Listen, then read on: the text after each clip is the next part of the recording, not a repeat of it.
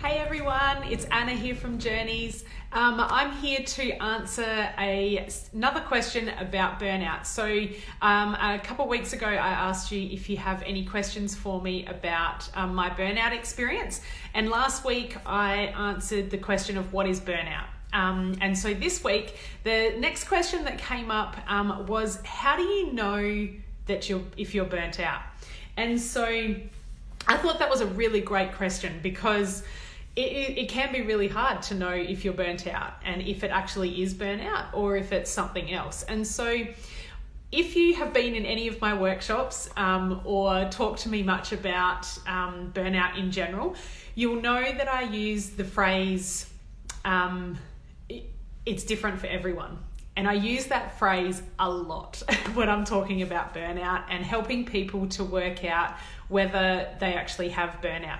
But what I'm going to do in our short time today is just talk about what some of the signs and symptoms are of being burnt out. As I said, they are different for everyone. So the examples that I give today, it's not about that every single person who experiences burnout will experience these things. These are examples from my own experience and from the experiences of people that I work with who often have these things going on for themselves that help us to work out whether maybe they're experiencing burnout.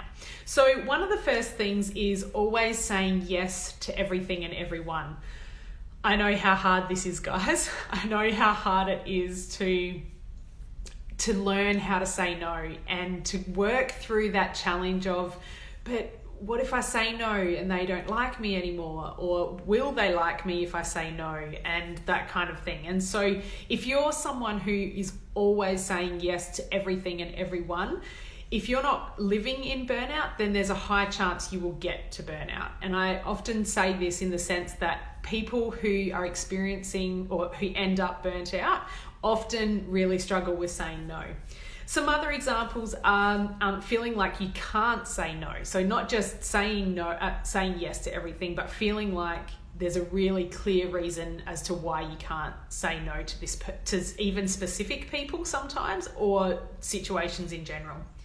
If you're struggling to make decisions, that can be an insight into potentially feeling burnt out.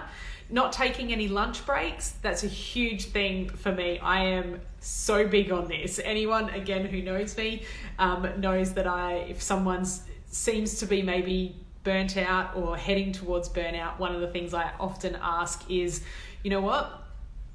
How often are you taking breaks, and are you taking lunch breaks and breaks throughout the day in general? And are you taking leave? Are you taking holidays? How long has it been since you've taken leave? Being out every night of the week, that is a huge thing as well. Something that was really, I guess, specific to my experience of burnout recovery was learning how important it is for me to have time in our home. I believe that when we are out of our safe place, so for some of us that's not home, but wherever it is that we feel safest, when we're not in that space, our body is instantly in fight-flight mode. So we are just subconsciously, we're more aware of things. You know, you cross the road, make sure you look both ways. Is there a car coming? Noticing people's tones of voice towards us. And so we are naturally heightened and in a state of, I guess, that fight and flight response when we are out of our safe space. So for me, it's really important that I spend time at home in the evenings so that I can actually rejuvenate. So I can be in my safe space to rest and recover. So if you're out every night of the week, apart from the fact that can drain us and takes a lot of time and energy and effort, it's not sustainable long term. We need to actually find time and space to sit and relax and to be in a space where we know that we can recover and rejuvenate. Another thing that might be happening if you are feeling like you might be burnt out is just a general sense of feeling overwhelmed. That is something, again, if you're feeling like that regularly, there's a chance that you might be either living in burnout or, again, really close to heading towards burnt out.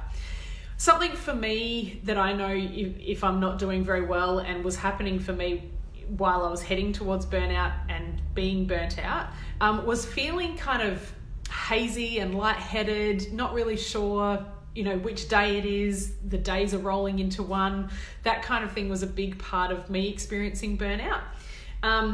When going to meetings is hard work, when doing work things that you usually enjoy, when those things start to become hard work and it's actually the last place I want to be right now, or the last thing I want to be doing. So kind of having that loss of motivation, that's a huge thing connected to burnout. So we talked about that last week in the burnout definition, is that often people have a loss of motivation.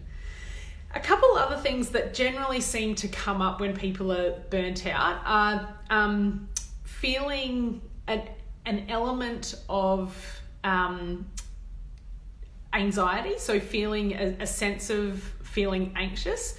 That's something that often comes with burnout. Even having some level of experience of feeling depressed and feeling down and sad and, again, unmotivated for life, that can be an element that is attached to burnout. And I'm always curious when I talk to people about burnout. I'm finding more and more, and it was definitely a story in my story of burnout, is there unresolved grief in your story? There seems to be something going on where because grief is not just the loss and the death of someone. Grief happens when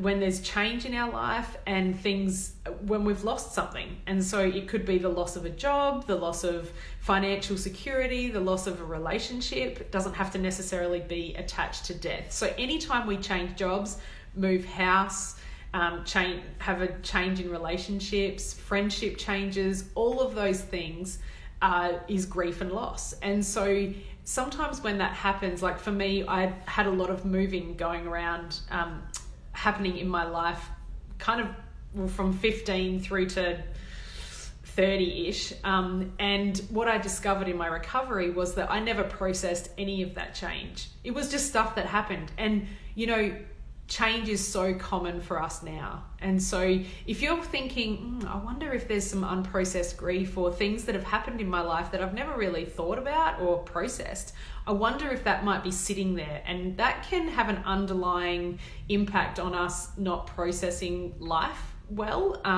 being triggered by things that we're kind of like, why does that annoy me? I don't even know why that annoys me. So the unresolved grief can be an indicator or something that can help, be underlying in our experience of burnout. So they're just some examples of things that people experience when they're in burnout. The other thing I wanted to tell you about is you can do a really basic burnout self-assessment. So there are some assessments out there to decide, to work out, am I actually burnt out or not? But one that I like to use, you might be able to see it, I don't know if it's going to be backwards or not, by Actuate Leadership. I'm going to put this link, I'll try and attach it to the video in some way, shape or form on the different platforms. But the thing that I would say about doing an assessment is, often burnout is attached to our workplace experience.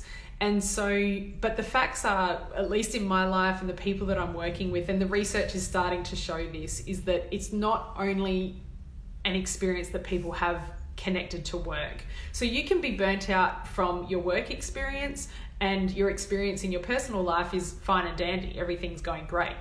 Same thing is, things in your personal life could be crazy, overwhelming, full on, stressful, and things at work might be, work might be your escape and your place where you feel like things aren't stressful. So we can be burnt out in different areas of our life. So if you do a self-assessment, please just use it as I wonder what this will show up. And then I really encourage you, if you feel like you might be burnt out, seek some professional support, because processing through burnout is a really specific process. There's not a 1, 2, 3 steps to get through it, because your story is different from my story, is different from, Susie down the road story. So really learning that your story is specific to your situation is something that helps us to honor the healing process.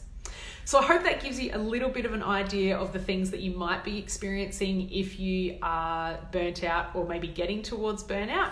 And hopefully next week I will answer another one of your questions. Have a great weekend, everyone.